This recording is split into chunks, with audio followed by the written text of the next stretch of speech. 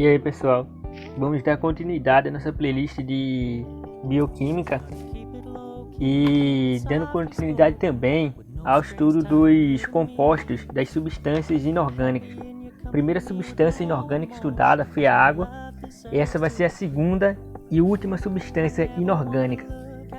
A primeira característica dos sais minerais que você tem que saber é o seguinte: os sais minerais são substâncias inorgânicas. Outros tópicos que eu grifei aqui que são importantes e que vai ser usado para me guiar nas aulas são: primeira, uma coisa importantíssima que você tem que saber: os sais minerais são íons. Nós vamos estudar o que são íons, o que são eles. Vamos lá. Outra coisa que você tem que entender dos sais minerais é que nós não produzimos eles, diferente das proteínas. Eu falei na aula de introdução à bioquímica que existem proteínas que são chamadas de proteínas essenciais. O que é isso? São proteínas que nós não conseguimos produzir e nós só conseguimos ter ela em nosso organismo mediante a alimentação. Você tem que se alimentar de nutrientes de um alimento que tenha essa proteína, que tenha essas proteínas essenciais que seu organismo não consegue produzir. E os sais minerais ele é um pouco diferente, porque diferente das proteínas, existem algumas proteínas que nós produzimos e algumas proteínas que nós não produzimos. Os sais minerais se trata de todos os tipos, ou seja, todos os sais minerais presentes no organismo humano não é produzido pelo organismo humano. Nós só conseguimos os sais minerais mediante a alimentação. E se trata de todos os sais minerais. Vamos lá. Outra coisa. Os sais minerais são reguladores de enzimas. São reguladores enzimáticos. Nós vamos estudar o que é uma enzima e qual é a função dela e por que os sais minerais são considerados reguladores enzimáticos. E também é considerado um regulador de pH. E nós vamos estudar também por que ele é considerado isso e o que é um pH. Vamos lá. Indo para o primeiro tópico, que é os sais minerais são íons. Mas afinal, o que é um íon? Para responder essa pergunta, é preciso que você entenda algumas características do átomo, da estrutura do átomo. Vamos lá. Eu coloquei o seguinte: um átomo que tem a mesma quantia de elétrons e prótons são eletricamente neutros. Bora lá. Essas bolinhas pretas que você está vendo ao redor desse círculo é chamada de elétron. E esse círculo é chamado de eletrosfera. Então os elétrons são essas cargas negativas que são encontradas na eletrosfera. Então uma coisa que você tem que saber do elétron: o elétron ele é negativo. E embaixo nós temos o núcleo, que é essas bolinhas azuis e vermelhas. E o núcleo é dividido entre prótons e nêutrons. O que são os prótons? Os prótons são cargas positivas, enquanto os nêutrons, como o próprio nome diz, ele é neutro, ele não possui carga, só massa. Então bora lá. Elétron, carga negativa, próton, carga positiva. Se eu tenho um próton e um elétron, eu digo que meu átomo é neutro, ele não é um íon. Bora lá, por quê? Se eu tenho um próton, significa que eu tenho uma carga positiva. Se eu tenho também um elétron, eu tenho uma carga negativa. E a carga positiva do próton vai anular a carga negativa do elétron, ok? Então se eu tiver um átomo que tem 2 prótons e 2 elétrons, o que é que vai acontecer? Eu vou ter 2 cargas positivas e 2 cargas negativas. Então as 2 cargas positivas dos meus prótons vai anular as 2 cargas negativas do meu elétron. Logo, eu vou ter um átomo neutro. Ele não vai ter sobrecarga de nada, beleza? Agora, se eu pego esse átomo que tem 2 prótons e 2 elétrons, eu acrescento um elétron, o que é que vai acontecer? Veja, os meus 2 prótons de carga positiva vai anular 2 elétrons de carga negativa, porém vai continuar sobrando um elétron. Então eu tenho um excesso de carga negativa, já que os elétrons são negativos. Então eu tenho 2 prótons, os 2 prótons anulam as 2 cargas dos elétrons, mas como eu ganhei um elétron a mais, esse elétron ficou sobrando. Então a carga desse elétron ele não foi anulada. Então eu digo que esse átomo ganhou um elétron, ele ganhou uma carga negativa, beleza? Então, se eu ganho uma carga negativa, eu me transformo num íon, beleza? Mas também pode acontecer o contrário. Digamos que eu volte para esse átomo que tem 2 prótons e 2 elétrons, ou seja, os 2 prótons que representam a carga positiva e os 2 elétrons que representam a carga negativa. Se eu tenho 2 cargas positivas e 2 cargas negativas e elas se anulam, eu tenho um átomo neutro, beleza? Agora, eu vou lá e arranco um elétron dessa eletrosfera. O que é que vai acontecer? Eu vou ter 2 prótons, ou seja, 2 cargas positivas e um nêutron, uma carga negativa. Quem é que está em excesso? Qual é a carga que está em excesso? É a carga positiva. Por quê? Porque se eu tenho 2 prótons e um elétron, um próton vai anular a carga de um elétron e vai ficar sobrando, vai ficar em excesso um próton. Então eu vou ter em excesso uma carga positiva. Então, ter em excesso uma carga positiva também simboliza um íon. Então, de forma resumida, o que é um íon? Um íon é um átomo que era neutro, que ganha ou perde elétron e fica sobrecarregado, seja negativamente pelo ganho de um elétron, seja positivamente pela perda de um elétron, beleza? Então bora lá. Existem 2 tipos de íons, que são o cátion e o ânion. Eu vou ler o que é o cátion e depois eu vou ler o que é o ânion e logo depois nós vamos interpretar essa fórmula química que está embaixo, beleza? Cátion perde elétron e fica com carga positiva, que foi o que eu falei. Então se ele perde elétron, eu chamo esse íon tem um nome específico, que é cátion. Então cátion é um íon de carga positiva e o ânion é o contrário. Ânion ganha elétron e fica com carga negativa. Então o ânion é um íon de carga negativa, beleza? Então nós vamos interpretar o que tem embaixo aqui, essa fórmula. Eu tenho CO3 e em cima menos 2. O que isso significa? Vamos por parte. Vamos destrinchar essa fórmula. Aqui eu tenho um carbono, um átomo de carbono, 3 átomos de oxigênio, por causa do O3, que simboliza 3 átomos de oxigênio. E o que é que tem em cima? O que tem em cima vai simbolizar, vamos por parte, né? Vamos primeiro pela questão do símbolo, que pode ser tanto negativo quanto positivo, e a questão do número. O símbolo ele vai representar o ganho de carga. Se eu ganho um elétron, eu não ganho um excesso de carga negativa, então eu vou botar menos. Se eu perco o elétron, eu não ganho um excesso de carga positiva, então eu vou botar o símbolo de mais. E o menos vai simbolizar a quantidade, ou seja, se eu perco 2 elétrons, então eu vou botar mais 2. Se eu ganho 2 elétrons, eu vou botar menos 2. E é o que está acontecendo aqui. Essa fórmula química, esse carbonato, ele perdeu 2 elétrons, ele ganhou 2 elétrons e excedeu sua carga negativa em 2. Por isso que esse símbolo está aí. Então bora lá. O que é que está escrito aqui? Eu estou dizendo que eu tenho um carbono, 3 oxigênios e ganhei um excesso de 2 cargas negativas. Por quê? Porque eu ganhei 2 elétrons a mais do que seria se ele tivesse neutro, beleza? E esse aqui nós chamamos de carbonato. Bora lá. Então é isso que é um sal mineral. Um sal mineral é um íon, que ele pode ser um cátion ou um ânion, beleza?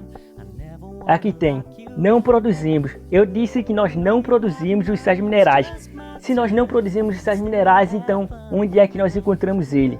Eu falei que encontramos eles nos alimentos, seja de origem animal ou seja ele de origem vegetal. O de origem animal eu coloquei assim: alimentos provenientes de animais, exemplo, ovos, leite e carnes. São os alimentos que nós conseguimos adquirir esses sais minerais, beleza? E aqui tem vegetais, alimentos provenientes de vegetais, exemplo, legumes, verduras e frutas. São os exemplos de alimentos de origem vegetal que possuem sais minerais. Nós podemos adquirir esses sais minerais que são necessários para a nossa existência. E aí, até agora nós discutimos o que são os sais minerais e onde nós podemos encontrar eles. Agora vamos compreender melhor a atuação dos sais minerais dentro do corpo dos seres vivos.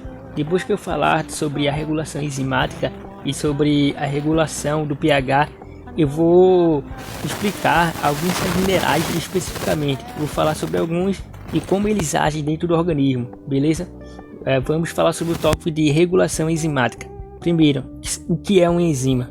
Eu coloquei assim: enzimas são proteínas capazes de acelerar uma reação química.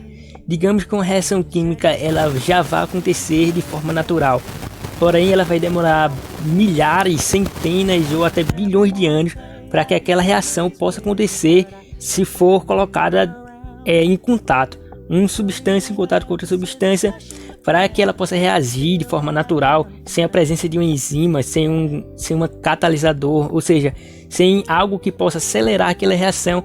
Ela vai demorar muitos anos para ocorrer, e as enzimas elas aceleram essa reação. Essas reações que demorariam anos para acontecer, vai acontecer em segundos ou até minutos, beleza? Então bora lá. Eu coloquei assim: A mais B mais enzima é igual a AB. Beleza? O que isso quer dizer? Eu tenho uma substância A mais uma substância B mais a presença de uma enzima. E essa enzima ela tem a presença de um sal mineral. Ou seja, e com a presença desse sal mineral nessa enzima, ela consegue executar a função dela. Que qual é? Acelerar uma reação química. Uma enzima não tem a função de acelerar uma reação química. Essa função de acelerar a reação química nós chamamos de catalisar. Catalisar é acelerar a reação. Porém, algumas enzimas elas não conseguem catalisar, ou seja, elas não conseguem acelerar uma reação química na ausência de certos sais minerais, beleza? Então eu coloquei esses exemplos aqui em cima. Eu coloquei A mais B mais enzima igual a B. E embaixo tem com o sal mineral. Bora ver a outra alternativa. A mais B mais enzima é igual a mais B sem o sal mineral. Porque no primeiro eu tenho AB, significa que essas substâncias reagiram e se uniram, beleza? E ali as substâncias continuou A mais B, ou seja, continuou sendo substâncias separadas, não houve uma reação, a enzima não pôde catalisar, não pôde acelerar esse processo, beleza? De reação. Então, algumas enzimas elas só vão ter suas funções ativas na presença de certos sais minerais. Com a ausência desses sais minerais, tem enzimas que não conseguem executar sua função de catálise, de acelerar uma reação, beleza? Vamos lá, vamos para o tópico de regulador de pH. O que é um regulador de pH? É o potencial hidrogênico, e aqui eu coloquei um gráfico que vai do 0, 7 e 14. O que isso quer dizer? No número 7, o pH está neutro. Do 7 para baixo, ou seja, até o 0, o pH está ácido. E do 7 para cima, ou seja, até o 14, o pH está básico. Então esse A no 0 significa ácido, esse N no 7 significa neutro e esse B no 14 significa básico. E o que isso quer dizer? Quanto mais ácido uma substância é, significa que mais hidrogênios livres eu tenho dentro daquele composto, beleza? Então, quanto mais hidrogênio livre, mais ácido aquela substância é. E eu coloquei um exemplo aqui desse hidrogênio. Esse hidrogênio, os hidrogênios normalmente eles têm um próton e um elétron, beleza? E esse mais aqui, o que é que ele significa? Eu expliquei há alguns slides atrás. Ele significa que ele perdeu carga negativa, ou seja, se o hidrogênio ele só tem um elétron, normalmente ele só tem um elétron e ele perde esse elétron, então ele fica com carga positiva, beleza? Então esse potencial hidrogênico, essa acidez se dá por hidrogênios que perderam elétrons, ou seja, são íons de cátion de hidrogênio. Então quanto mais cátion de hidrogênio eu tenho dentro de uma substância, mais ácido ele é, beleza? Então esse gráfico que você está vendo, esse gráfico serve para medir a quantidade de hidrogênio, de cátion de hidrogênio disponível em um ambiente, beleza? Em um determinado local. Por isso que ele é chamado de potencial hidrogeniônico, beleza? O pH é isso. E aqui eu tenho alguns sais minerais, que esse de cima é o carbonato, nós estudamos, falamos sobre ele logo atrás.